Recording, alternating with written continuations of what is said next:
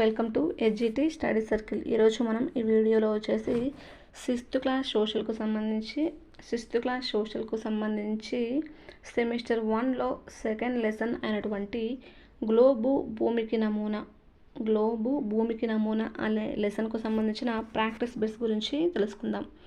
Already మనము sixth class సోషల్కు సంబంధించిన first లెసన్కు సంబంధించిన ప్రాక్టీస్ బిట్స్ అనేవి కంప్లీట్ చేసుకోవడం జరిగింది.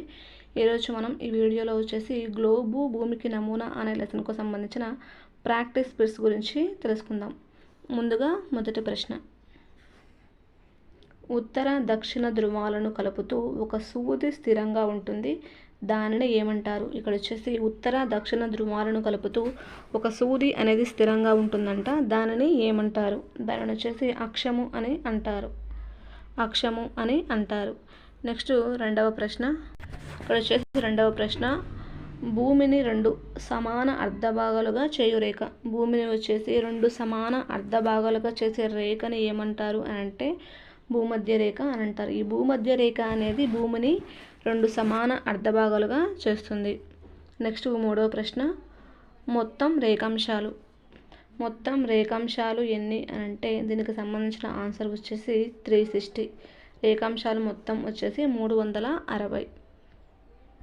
నెక్స్ట్ నాలుగో ప్రశ్న, ఏ అర్ధగోళంలో నీరు ఎక్కువగా ఉంటుంది? ఏ అర్ధగోళంలో నీరు ఎక్కువగా ఉంటుంది అని అంటే దక్షిణ అర్ధగోళంలో నీరు అనేది ఎక్కువగా ఉంటుంది. నెక్స్ట్ ఐదవ ప్రశ్న, అక్షాంశాలలో పొడవైన అక్షాంశం. ఇక్కడ వచ్చేసి అక్షాంశాలలో పొడవైన అక్షాంశం ఏది అని అంటే భూమధ్య రేఖ. ఇదే భూమిని రెండు అర్ధ భాగాలుగా విభజిస్తుంది. ఎందుకనంటే ఇది మధ్యలో ఉంటుంది కాబట్టి చాలా పొడవుగా ఉంటుంది మరియు భూమిని రెండు సమాన అర్ధ భాగాలుగా విభజిస్తుంది. నెక్స్ట్ ఆరవ ప్రశ్న, భూమధ్య రేఖ నుండి ఉత్తర ధ్రువం వరకు గల అర్ధగోళం. ఇక్కడ వచ్చేసి భూమధ్య రేఖ నుండి ఉత్తర ధ్రువం వరకు గల అర్ధగోళాన్ని ఏమంటారు అని అంటే ఉత్తరార్ధగోళం అంటారు. నెక్స్ట్ ఏడవ ప్రశ్న, 0 degrees రేఖాంశాన్ని ఇలా పిలుస్తారు. 0 degrees రేఖాంశాన్ని వచ్చేసి గ్రీనిచ్ రేఖాంశము అని పిలుస్తారు. గ్రీనిచ్ రేఖ అని పిలుస్తారు. నెక్స్ట్ ఎనిమిదవ ప్రశ్న, అంతర్జాతీయ దినరేఖ అని దేనిని అంటారు? అంతర్జాతీయ దినరేఖ అని దేనిని అంటారు అంటే 180 డిగ్రీల రేఖాంశాన్ని అంతర్జాతీయ దినరేఖ అని అంటారు. అలా కాకుండా 0 degrees రేఖాంశాన్ని వచ్చేసి ఏమంటారు అని అంటే గ్రీనిచ్ రేఖాంశము అని అంటారు. నెక్స్ట్ 9వ ప్రశ్న, గ్లోబల్ అనే పదం గ్లోబస్ అనే ఏ భాషా పదం నుంచి ఉద్భవించింది? ఇప్పుడు వచ్చేసి గ్లోబల్ అనే పదము గ్లోబస్ అనే లాటిన్ పదం నుంచి ఉద్భవించింది. నెక్స్ట్ 10వ ప్రశ్న, ఇక్కడ వచ్చేసి అక్షాంశంని ఇంగ్లీష్లో లాటిట్యూడ్ అని అంటారు. ఇక్కడ వచ్చేసి అక్షాంశం అనగా లాటిట్యూడ్ అనే పదము లాటిట్యూడో అనే లాటిన్ పదం నుంచి వచ్చింది. దీనికి గల అర్థము, ఇక్కడ వచ్చేసి మనకు భూమిని కనుక మనం చూసినట్లయితే అంటే ఊహించుకున్నట్లయితే భూమికి మధ్యలో ఈ అక్షాంశాలు అనేవి ఉంటాయి అని అంటే దాని అర్థం ఏమిటి అంటే ఆ మధ్యలో ఉండేవాడిని వెడల్పు అని అంటాము. అలా గుడ్డిగా మనం గుర్తుపెట్టుకోవచ్చు. ఇక్కడ వచ్చేసి అక్షాంశం అంటే లాటిట్యూడ్ అనే పదము లాటిట్యూడో అనే లాటిన్ పదం నుంచి వచ్చింది. దీనికి గల అర్థం వచ్చేసి వెడల్పు. నెక్స్ట్ 0 degrees రేఖాంశాన్ని ఇలా పిలుస్తారు. ఇక్కడ వచ్చేసి 0 degrees రేఖాంశాన్ని మనం ముందుగా చెప్పుకున్నట్లుగా గ్రీనిచ్ రేఖాంశము అని అంటారు. కానీ ఇక్కడ వచ్చేసి ముఖ్య రేఖాంశము, ప్రామాణిక రేఖాంశము, గ్రీనిచ్ రేఖాంశము. దీనికి గల ఆన్సర్ వచ్చేసి పైవన్నీ. అంటే 0 degrees రేఖాంశాన్ని ముఖ్య రేఖాంశము అని, ప్రామాణిక రేఖాంశము అని, అలాగే గ్రీనిచ్ రేఖాంశము అని కూడా అంటారు. నెక్స్ట్ లాంగిట్యూడో అనే లాటిన్ పదం యొక్క అర్థం వచ్చేసి పొడవు. ఇక్కడ వచ్చేసి లాంగిట్యూడ్ అనగా రేఖాంశము అని అర్థము. ఈ లాంగిట్యూడ్ అనేది లాంగిట్యూడో అనే లాటిన్ పదం నుంచి ఉద్భవించింది. దీనికి గల అర్థం వచ్చేసి పొడవు. నెక్స్ట్ 13వ ప్రశ్న, భూమి యొక్క వాతావరణ విభజన దీని సహాయంతో అధ్యయనం చేస్తున్నారు. భూమి యొక్క వాతావరణ విభజనను వీని సహాయంతో అంటే కింద ఇచ్చిన వాటిలో ఏదో ఒక దానితో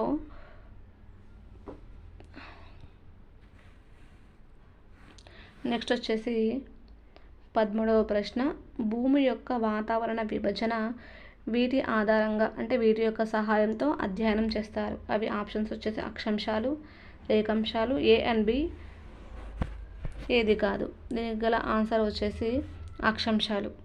భూమి యొక్క అధ్యయనానికి సహాయపడేవి ఏవి అని అంటే అక్షాంశాలు. అంటే భూమి యొక్క వాతావరణాన్ని అధ్యయనం చేయడానికి అక్షాంశాలు అనేవి సహాయపడతాయి. నెక్స్ట్ 14వ ప్రశ్న, రాత్రి పగలు ఏర్పడటానికి కారణమైన భూచలనం. ఇక్కడ వచ్చేసి రాత్రి పగలు ఏర్పడడానికి భూమి యొక్క ఏ చలనం కారణమవుతుంది? అది భూపరిభ్రమణమా లేకపోతే భూభ్రమణమా అంటే దీనికి గల ఆన్సర్ వచ్చేసి భూభ్రమణం. అంటే భూమి తన చుట్టూ తాను తిరగడం వల్ల రాత్రి పగలు అనేవి ఏర్పడతాయి. నెక్స్ట్ 15వ ప్రశ్న, ఋతుపవనాలు ఏర్పడటానికి కారణమైన భూచలనం. ఋతుపవనాలు వచ్చేసి భూ పరిభ్రమణం వల్ల అంటే భూమి సూర్యుని చుట్టూ తిరగడం వలన ఋతుపవనాలు అనేవి ఏర్పడతాయి. అలా కాకుండా భూమి తన చుట్టూ తాను తిరగడం వలన పగలు రాత్రులు ఏర్పడతాయి. అలాగే భూ పరిభ్రమణం వలన ఋతువులు అనేవి ఏర్పడతాయి. నెక్స్ట్ 16వ ప్రశ్న, భూకక్ష పొడవు.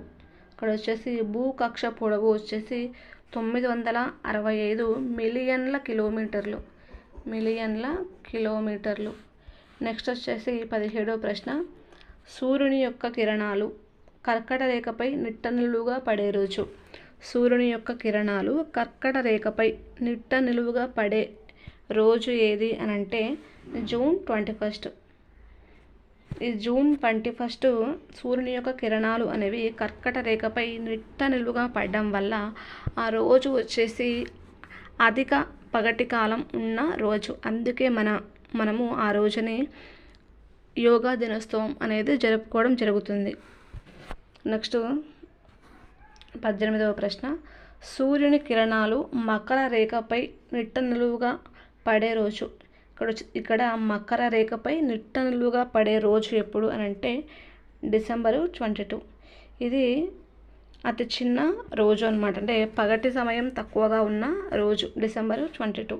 అలా కాకుండా పగటి సమయం ఎక్కువగా ఉండే రోజు ఏది అని అంటే జూన్ 21. నెక్స్ట్ వచ్చేసి 19వ ప్రశ్న, లీపు సంవత్సరంలో ఎన్ని రోజులు ఉంటాయి? ఇక్కడ వచ్చేసి లీపు సంవత్సరంలో 366 రోజులు ఉంటాయి. నెక్స్ట్ 20వ ప్రశ్న, భూమికి మరియు సూర్యునికి మధ్యలో చంద్రుడు వస్తే ఈ గ్రహణం సంభవిస్తుంది. ఇక్కడ వచ్చేసి ఇది భూమి, ఇక్కడ సూర్యుడు మధ్యలో కనుక చంద్రుడు వచ్చినట్లయితే ఏ గ్రహణం సంభవిస్తుంది అని అంటే సూర్యగ్రహణం అనేది సంభవిస్తుంది. భూమికి సూర్యునికి మధ్యలో చంద్రుడు కనుక వచ్చినట్లయితే ఆ గ్రహణం వచ్చేసి సూర్యగ్రహణం. నెక్స్ట్ 21వ ప్రశ్న, భూమి మీద ఉన్న సమస్త జీవరాశి మనుగడకు కారణం. భూమి మీద ఉన్న సమస్త జీవరాశి మనుగడకు కారణం ఏది అని అంటే సూర్యుడు. ఎందుకంటే సూర్యుడి నుంచి వచ్చే కాంతి వల్ల అలాగే వేడి వల్ల భూమి మీద ఉన్న సమస్త జీవరాశులు అనేవి బ్రతకడం జరుగుతుంది. నెక్స్ట్ 22వ ప్రశ్న, క్రిస్టమస్ వేడుకలు ఆస్ట్రేలియాలో ఏ కాలంలో జరుపుకుంటారు? ఇక్కడ వచ్చేసి క్రిస్టమస్ సెలవులు అనగా క్రిస్టమస్ వేడుకలు ఆస్ట్రేలియాలో ఏ కాలంలో జరుపుకుంటారు అని అంటే వేసవి కాలంలో జరుపుకుంటారు. వేసవి కాలంలో. కానీ మనకెళ్ళి వచ్చేసి శీతాకాలంలో జరుపుకుంటారు. నెక్స్ట్ వచ్చేసి క్రింది పటంలో 0 డిగ్రీ రేఖాంశముకు అవతల వైపు ఉన్న రేఖాంశం ఏది? దీనికి సంబంధించి ఆన్సర్ వచ్చేసి 180 డిగ్రీల రేఖాంశం. నెక్స్ట్ వచ్చేసి ఖాళీలను పూరించుము. ఫస్ట్ ఖాళీ వచ్చేసి భూమి గుండ్రంగా ఉందని డాష్ శతాబ్దంలో నావికులు ధృవీకరించారు. భూమి గుండ్రంగా ఉందని నావికులు ఏ సంవత్సరంలో ధృవీకరించారు అని అంటే 15వ శతాబ్దంలో ధృవీకరించారు. నెక్స్ట్ 2వ ప్రశ్న, పురాతన గ్లోబును 1492లో డాష్ రూపొందించారు. పురాతన గ్లోబును వచ్చేసి 1472వ సంవత్సరంలో మార్టిన్ బెహైమ్ అనే వ్యక్తి రూపొందించారు. నెక్స్ట్ ఆధునిక గ్లోబును వచ్చేసి మూడవ ప్రశ్న. ఆధునిక గ్లోబును 1570లో డాష్ రూపొందించారు. ఇక్కడ వచ్చేసి పురాతన గ్లోబును మార్టిన్ బెహైమ్ రూపొందిస్తే ఆధునిక గ్లోబును వచ్చేసి టకీ ఆల్దిన్ రూపొందించారు. నెక్స్ట్ నాలుగవ ప్రశ్న. భూమధ్య రేఖకు దక్షిణంగా ఉన్న అర్ధగోళాన్ని ఏమంటారు?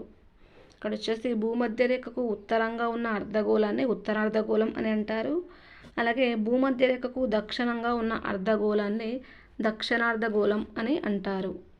నెక్స్ట్ ఉత్తర ధ్రువము, ఆర్కిటిక్ వలయము, కర్కట రేఖలు అనేవి ఏ గోళంలోని ముఖ్యమైన అంశాలు అనంటే ఉత్తరార్ధగోళంలోని ముఖ్యమైన అంశాలు.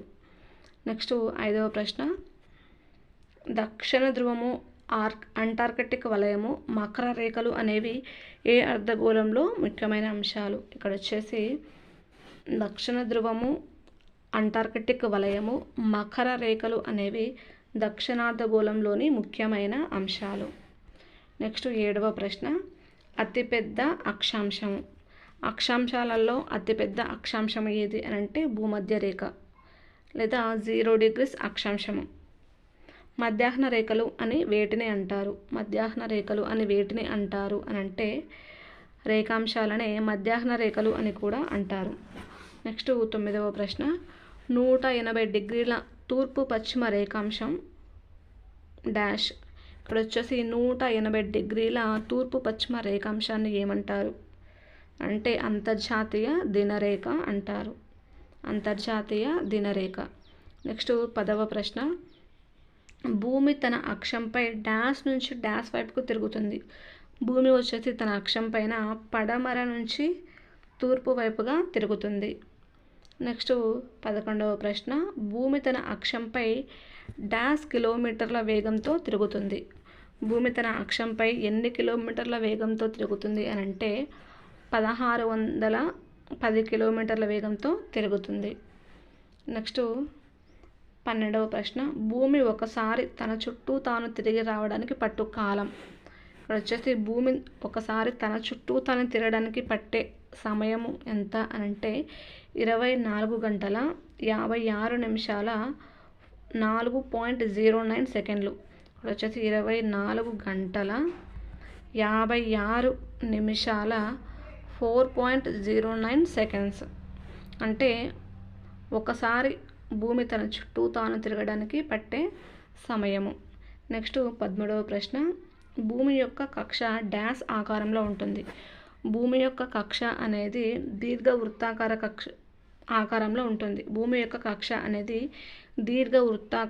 ఉంటుంది. నెక్స్ట్ 14వ ప్రశ్న. లీపు సంవత్సరంలో డాష్ నెలలో అదనపు రోజు అనేది వస్తుంది. ఇక్కడ వచ్చేసి లీపు సంవత్సరంలో ఫిబ్రవరి నెలలో అదనపు రోజు అనేది వస్తుంది. నెక్స్ట్ 15వ ప్రశ్న. రాత్రి పగలు సమానంగా ఉండే రోజులను ఏమంటారు? రాత్రి పగళ్ళు సమానంగా ఉండే రోజులను విషవత్తులు అని అంటారు. నెక్స్ట్ 16వ ప్రశ్న. చంద్రుడు భూమి యొక్క నీడలోనికి వెళ్ళినప్పుడు డాష్ ఏర్పడుతుంది. ఇక్కడ వచ్చేసి చంద్రుడు భూమి యొక్క నీడలోకి వెళ్ళినప్పుడు చంద్రగ్రహణం అనేది ఏర్పడుతుంది. ఇక్కడ వచ్చేసి చంద్రగ్రహణము అనేది ఏర్పడుతుంది. నెక్స్ట్ జతపరచుము. ఈ జతపరచుములో మనము డైరెక్ట్గా ఆన్సర్స్లోకి వెళ్ళిపోదాం. 0 డిగ్రీస్ అక్షాంశాన్ని ఏమంటారు అని అంటే భూమధ్య రేఖ అంటారు. అలాగే 0 డిగ్రీస్ రేఖాంశాన్ని గ్రీనిష్ రేఖ అని అంటారు. స్థిర బిందువు ఏది అని అంటే ధ్రువం. అక్షాంశాలు మొత్తం ఎన్ని ఉంటాయి అని అంటే 180 ఉంటాయి. అలా కాకుండా రేఖాంశాలు మొత్తం ఎన్ని ఉంటాయి అని అంటే 360 ఉంటాయి. ఇవి రేఖాంశాలు. ఈ 180 వచ్చేసి అక్షాంశాలు. నెక్స్ట్ జతపరచుములో రెండవది. ఇది కూడా మనం డైరెక్ట్గా ఆన్సర్స్లోకి వెళ్ళిపోదాం. ఇక్కడ వచ్చేసి 23 1/2. ఇక్కడ వచ్చేసి మొదటిది 23 1/2 డిగ్రీల ఉత్తర అక్షాంశాన్ని ఏమంటారు అని అంటే కర్కట రేఖ అని అంటారు. 23 1/2 డిగ్రీల ఉత్తర అక్షాంశాన్ని కర్కట రేఖ అని అంటారు. అలాగే 23 1/2 డిగ్రీల దక్షిణ అక్షాంశాన్ని వచ్చేసి మకర రేఖ అని అంటారు. అలాగే 66 1/2 డిగ్రీల ఉత్తర అక్షాంశాన్ని వచ్చేసి ఆర్కిటిక్ వలయం అని అంటారు. 26 1/2 డిగ్రీల దక్షిణ అక్షాంశాన్ని వచ్చేసి అంటార్కిటిక్ వలయము అని అంటారు. నెక్స్ట్ చివరిది 82 1/2 డిగ్రీల తూర్పు రేఖాంశాన్ని ఏమంటారు అంటే భారత కాలమాన ప్రామాణిక రేఖ అని అంటారు. భారత కాలమాన ప్రామాణిక రేఖ అని అంటారు. ఇక్కడ ఇచ్చిన జతపరచుము అన్నీ కూడా చాలా చాలా ఇంపార్టెంట్. ఇవి చాలాసార్లు కాంపిటీషన్ ఎగ్జామ్స్కి రావడం జరిగింది. ఇంతటితో గ్లోబు భూమికి నమూనా అనే లెసన్కు సంబంధించిన ప్రాక్టీస్ బిట్స్ అనేవి కంప్లీట్ అవ్వడం జరిగింది. ఇలాంటి మరిన్ని వీడియోస్ కోసం ప్లీజ్ లైక్ చేయండి, షేర్ చేయండి, సబ్స్క్రైబ్ చేయండి. Thanks for watching.